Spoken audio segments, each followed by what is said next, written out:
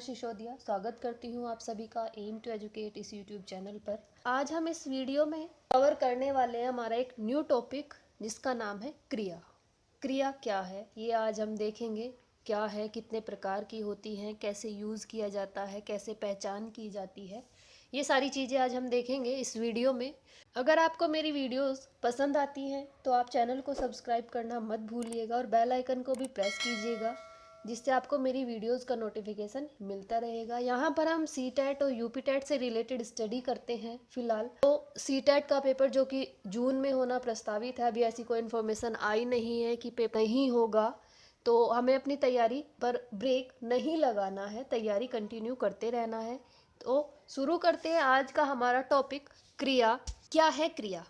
अगर अर्थ की दृष्टि से हम देखें, शाब्दिक अर्थ, तो क्रिया का अर्थ है काम को करना, या फिर हम यूं कहें जिन शब्दों या पदों से यह पता चले कि कोई काम हो रहा है या किया जा रहा है, उसे क्रिया कहते हैं। आपको इमेज से ज़्यादा क्लियर होगी ये चीज़ें। यहाँ पर देखिए, लड़का क्या कर रहा है, बच्चा क्या कर रहा है, पढ़ रहा है। तो क्रिया क्या हो रही है? पढ़ने की क्रिया की जा रही है, पढ़ने का काम किया जा रहा है। इस इमेज में आपको क्या दिख रहा है? बच्चे खेल रहे हैं।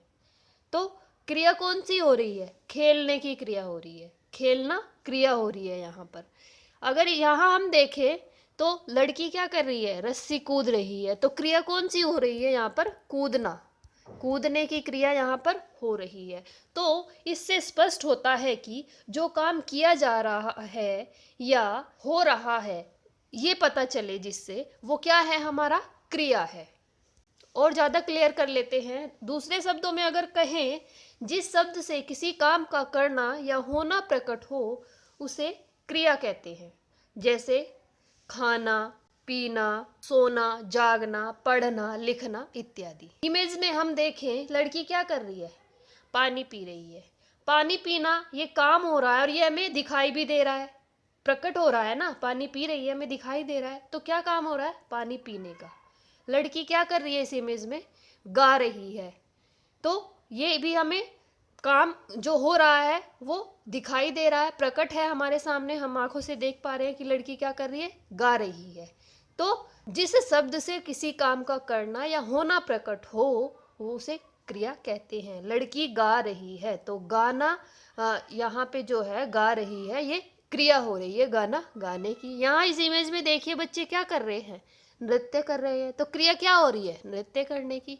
तो नृत्य करना या डांस करना ये भी एक क्रिया है। तो आई होप क्लियर हुआ होगा कि जिस शब्द से किसी काम का करना या होना समझा जाए, उसे क्रिया कहते हैं।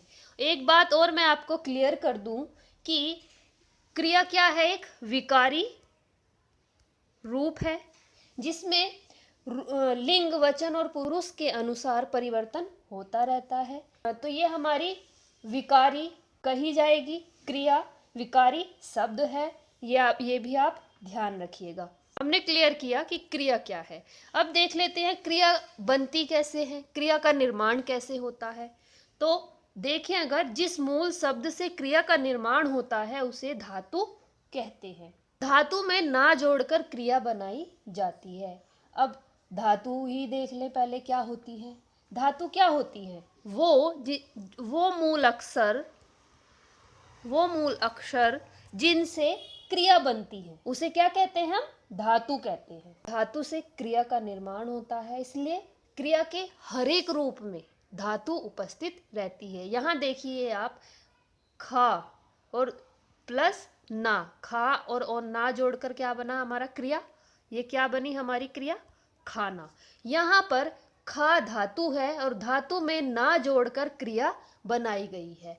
अगले में हम देखें तो पढ़ हमारी धातु है और पढ़ में ना जोड़कर पढ़ना क्रिया बनाई गई है। नेक्स्ट में अगर हम देखें, जा धातु है और जा में ना जोड़कर क्रिया बनाई गई है, जाना। लिख धातु है और ना जोड़ा गया है, तब बना है हमारा लिखना। और अगर इन हमें जानना हो कि धातु कौन सी है, तो क्रिया में से हम ना हटा दें, हमें पता चल जाएगा। जैसे मैं कहूँ अगर चलना, मैं इसमें से ना हटा दूं, ना नहीं है यहाँ, तो धातु क्या हुई हमारी? चल। अगर मैं कहूँ नेक्स्ट हम एग्जाम्पल देख लेते हैं। अगर मैं कहूँ देखना, देखना, तो इसमें से अगर मैं ना हटा दूं तो धातु क्या हुई हमारी? देख। ये एक मोटी सी पहचान है धातु को पहचानने की कि क्रिया में से अगर हम ना हटा दें तो हमें धातु का पता चल जाएगा। नेक्स्ट है रचना के आधार पर क्रिया के भेद। अब हमें देखना है कि क्रिया के प्रकार कितने होते हैं। हम एक एक करके इसे क्लियर करेंगे। क्रिया बहुत से प्रकार की होती हैं। आज हम केवल रचना के आधार पर क्रिया के भेद देखेंगे कितने हैं। तो रचना के आधार पर अगर हम बात करें तो क्रिया के दो प्रकार हैं, अकर्मक क्रिया और सकर्मक क्रिया। रचना के आधार पर कहें या फिर व्युत्पत्ति के आधार पर कहें तो क्रिया के कितने भेद हैं? दो भेद हैं, अकर्मक क्रिया और सकर्मक क्रिया। अब देख लेते हैं कि अकर्मक क्रिया क्या होती है। जिस क्रिया के कार्य का फल कर्ता पर ही पड़े उसे क्या कहते हैं हम? अकर्मक क्रिया कहते हैं। अकर्मक क्रिया का कोई कर्म नहीं होता, इसलिए इसे अकर्मक कहा जाता है। अब देखिए, कहने का मतलब है जिस क्रिया के कार्य का फल कर्ता पर ही पड़े, मतलब अगर कोई क्रिया की जा रही है और वो उसका प्रभाव क्रिया करने वाले पर ही पड़े तो वो अकर्मक क्रिया होगी, इसमें कोई कर्म नहीं होता।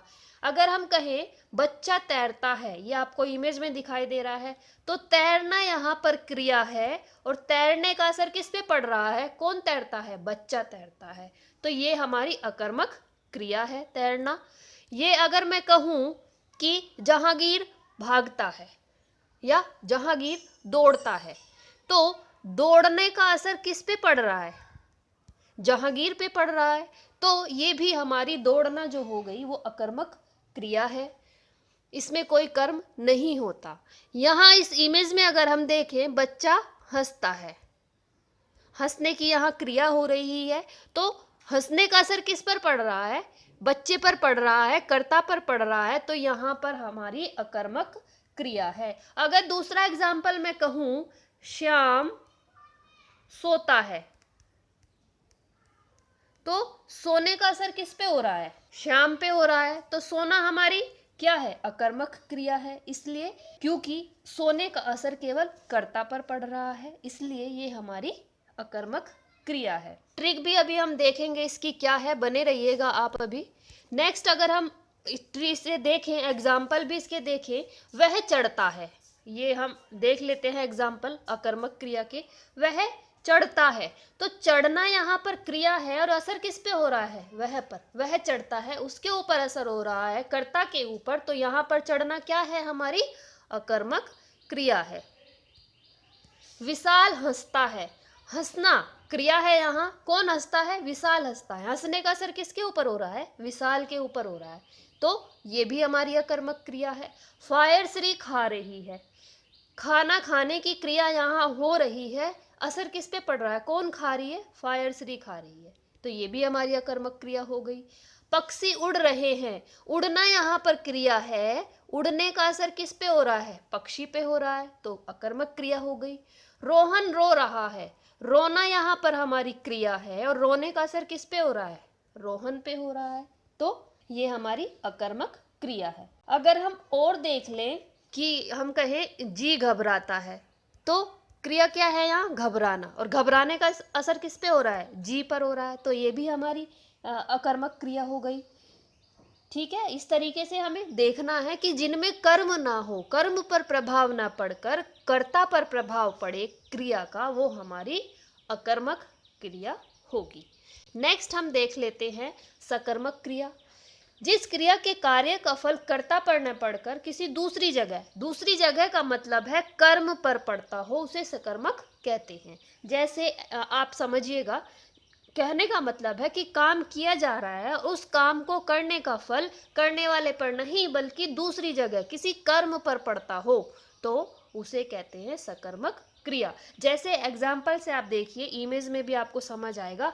अमन मैगी खाता है, खाना यहाँ क्रिया हो रही है, क्या खाता है? मैगी खाता है। खाता है क्या? मैगी खाता है, तो असर किस पर हो रहा है? मैगी पर हो रहा है, अमन पर नहीं। अमन क्या है? करता है। खाना क्या है? क्रिया है। और मैगी क्या है यहाँ पर? कर्म है। तो अगर हम कहें अमन मैगी खाता है, तो यहाँ पर वाक्य में अमन करता है, खाने से उसका कर्ता के रूप में संबंध है। अगर हम प्रश्न होता है क्या खाता है, तो उत्तर क्या आता है हमारा, मैगी खाता है। तो यहाँ पर मैगी क्या है, हमारा कर्म कारक है। यहाँ पे जो खाने का फल है, खाने की चीज है मैगी, उस पर असर हुआ, उसका जो फल है वो किस पर पड़ा, कर्म पर पड़ा। कर्म क्या है, मैगी। इसलिए जो हमारी खाना क्रिया हो गई, ये हमारी क्या हो गई, सकर्मक। अभी आगे एक और ट्रिक के माध्यम से हम समझेंगे। नेक्स्ट में अगर देखें, आलोक फुटबॉल खेलता है, तो आलोक करता है, खेलना क्रिया है, और फुटबॉल क्या है, यहाँ कर्म है। तो खेलता है, किससे खेलता है, फुटबॉल से खेलता है। खेलने का असर किस पे हुआ, फुटबॉल पे हुआ, इस कर्म पर प्रभाव पड़ा, तो यहाँ पर खेलना हमारी सकर्मक क्रिया होगी। और एग्जाम्पल हम देख लेते हैं, जैसे राम खाना खाता है। राम यहाँ पर करता है, खाना खाता है, ये हमारा क्रिया है। क्या खाता है, खाना खाता है, तो ये हमारा क्या होगा, कर्म होगा।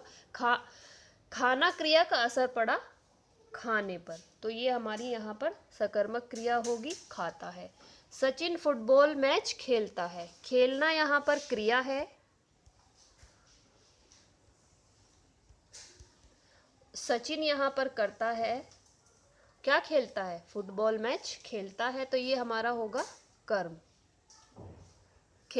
क्या खेलता है, फुटबॉल मैच खेलता है, तो कर्म पर प्रभाव पड़ा, और खेलना हमारी यहाँ पर इसलिए हो जाएगी सकर्मक क्रिया।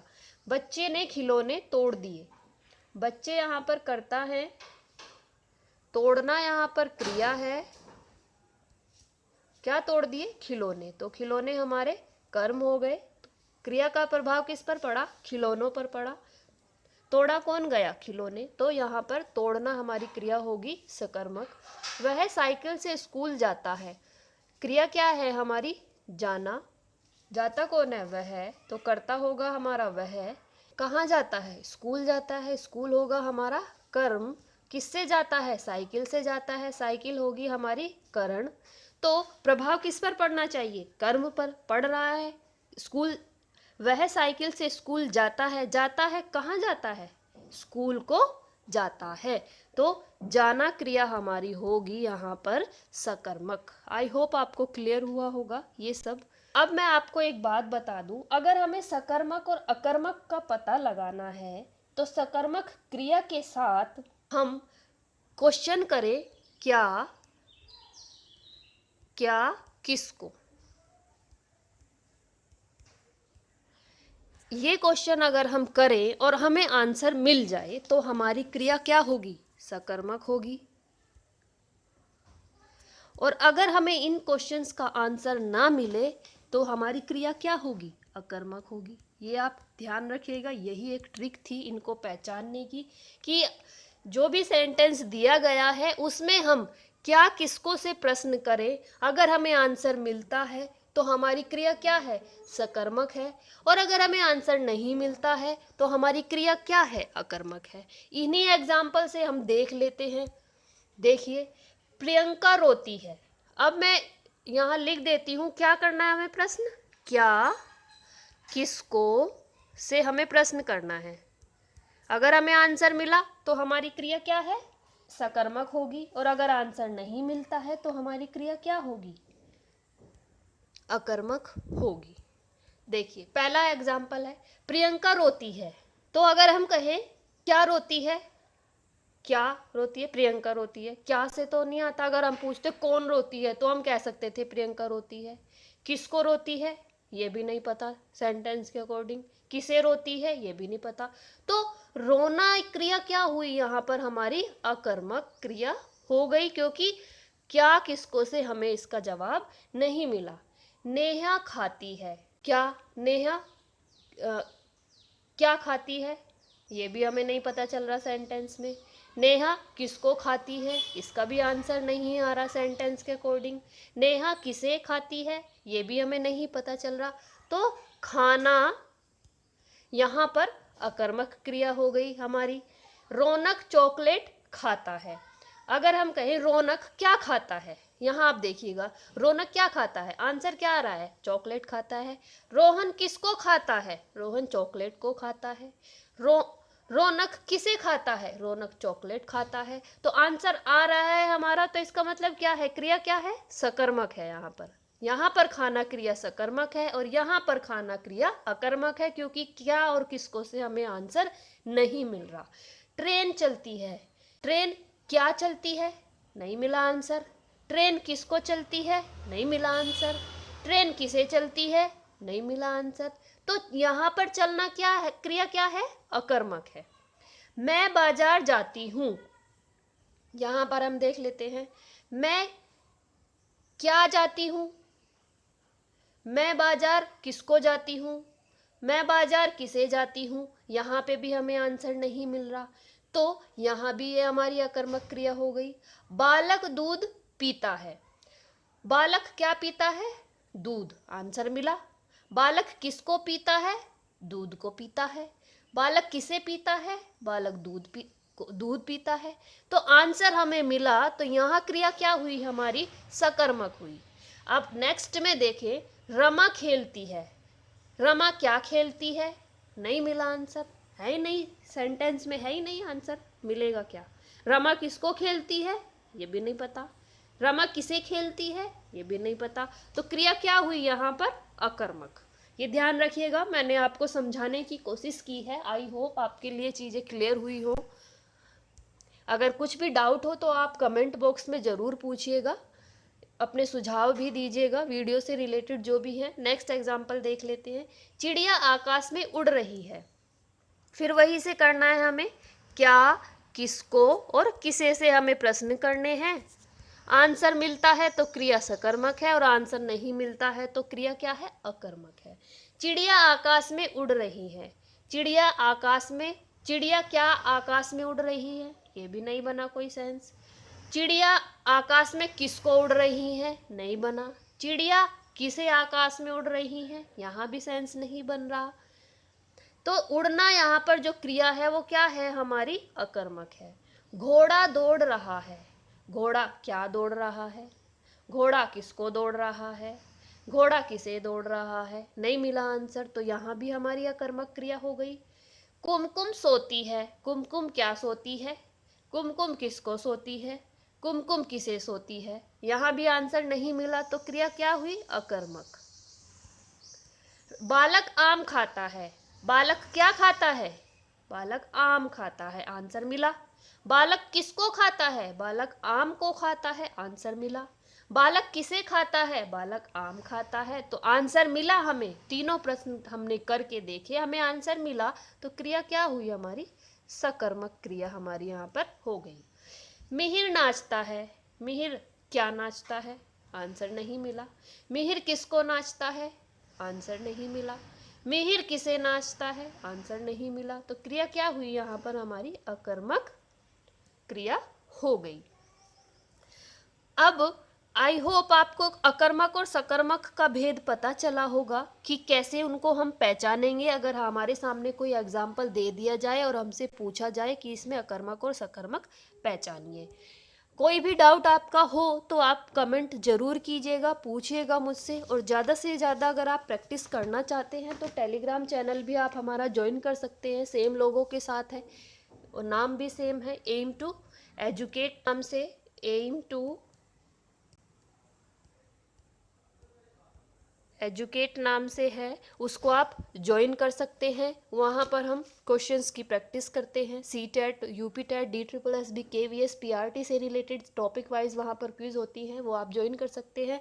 और अगर आपको मेरा कंटेंट पसंद आता है, मेरी वीडियोज़ पसंद आती हैं, तो आप चैनल को सब्सक्राइब ज़रूर कीजिएगा और बेल आइकन को भी प्रेस कीजिएगा ताकि आपको मेरी वीडियोज़ का नोटिफिकेशन मिलता रहे। वीडियो से रिलेटेड कोई भी क्वेरी हो, कोई भी सुझाव हो, कमेंट जरूर कीजिएगा। बने रहिएगा एम टू एजुकेट के साथ। धन्यवाद।